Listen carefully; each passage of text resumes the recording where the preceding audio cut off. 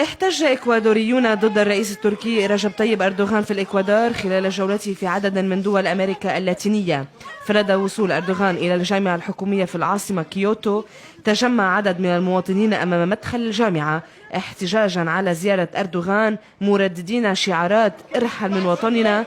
ورافعين لافتات تصفه بالقاتل ومؤيدة لكردستان.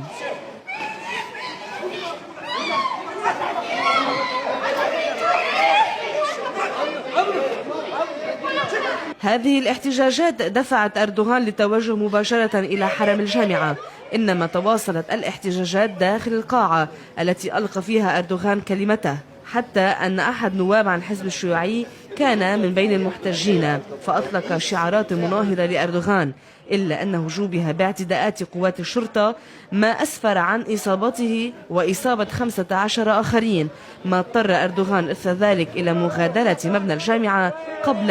أن يكمل كلمته.